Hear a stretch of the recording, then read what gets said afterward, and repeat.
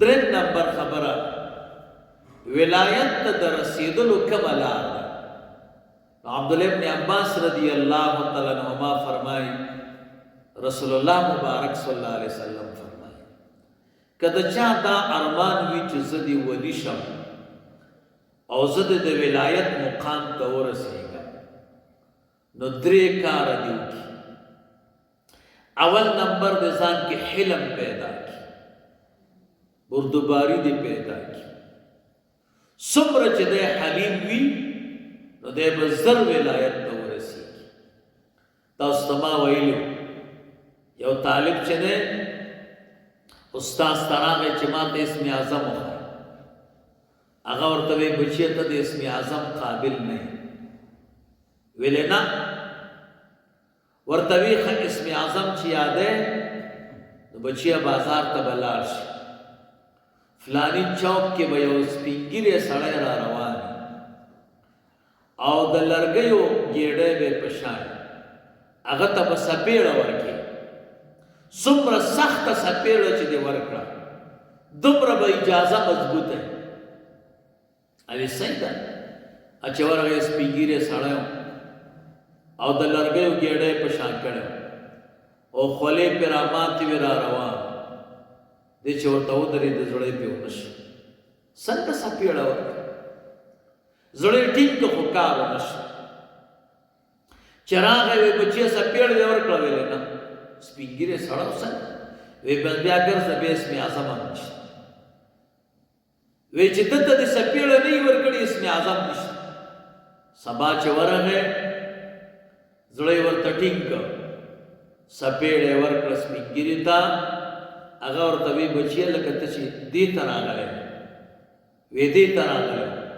ګېډۍ ورته کېښود، د ده لاسونه یې مچې کړه. وی قسم دی زما دا مخ داسې وسوځېده نو خو ستا لاس به هم خوږ شوی او تا به ډېر مزل ګڼئ نو پښې ورته زور کړئ.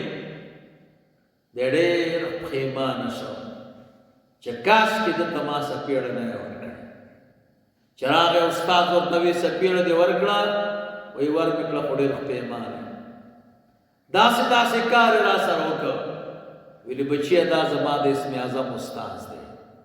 دومره حلم لري، دومره صبر لري. وی نه. وی زه خو اسم اعظم دې دپاره یادوم چې څوک راته برګ وګوري چې بس ختم یې کړم. وی دا دومره صبر غواړي. دې اولیاو بزرګانو ته چې الله تعالی دا دومره لوړ مقام ورکړی نو دغسې حلم یې ورکړی.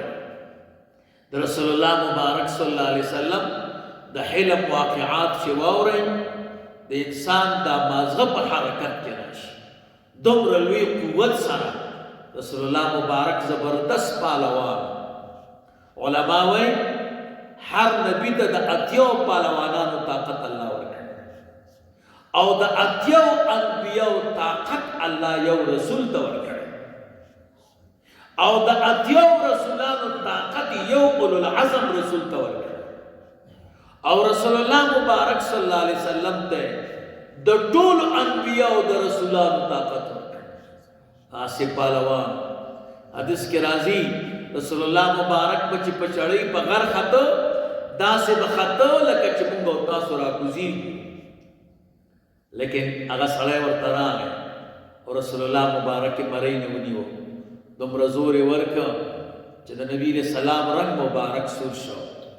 عمر صاحب وفرمایل قربان امر وکړه چې سر ته قلم کړم. وینا ان لصاحب الحق مقالا د ده ما سره امانت دی او صاحب د حق دپاره د وینا حق لري. ورشه د ده قرضه ورکړه.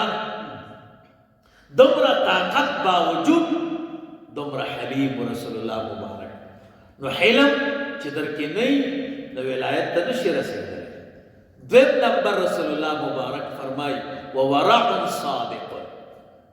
رښتینې پرهیزګاري. رښتینې پرهیزګاري دې ته وایي چې د ګناه نه توبه کې چې بیا د ګناه موقع درته پیدا شي چې بیا ګناه ونه کړي.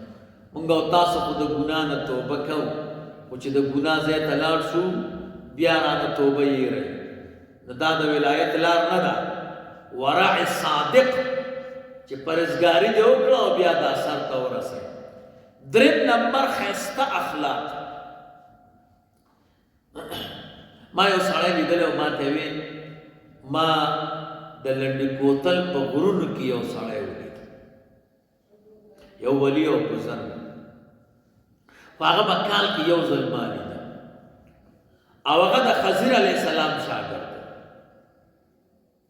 ډېر کل خضر و، چا لیدو نه. ما ورته وی دا راته ووایه چې د ولي څه علامه ده. وی هغه راته ووی چې بیګا مې د خضر علیه السلام نه پوښتنه وکړه چې د ولي څه علامه ده. راته وی دا دومره لوی سوال به درته په یو ټکي کې حل کړه. بس ولی دې ته وایي چې ښایسته اخلاق، ښایسته اخلاق او عدم ولایت نه جمع کیږي. چاته چې الله تعالی ښایسته اخلاق ورکړي بس دا ولی دی. نو رسول الله مبارک صلی الله علیه وسلم د ولایت دپاره لار ښودلې ده. څوک چې ځان ولی کول غواړي دا درې شیونه دي: یو حلم، دویم ورع صادق، دریم ښایسته اخلاق. اللهم صل علی سیدنا ومولانا محمد وعلى آل سیدنا ومولانا محمد وبارك وسلم وصل عليه. الحمد لله والعاقبة للمتقين والصلاة والسلام على رسول محمد وآله وأصحابه أجمعين.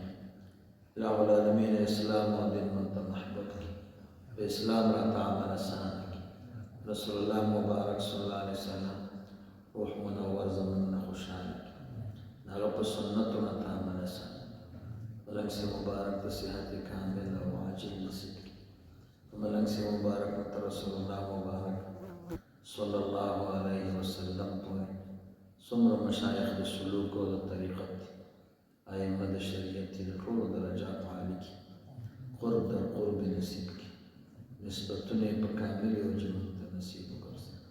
دا دربار تر قیام د قیامت پورې دائم او مستمر وکړي.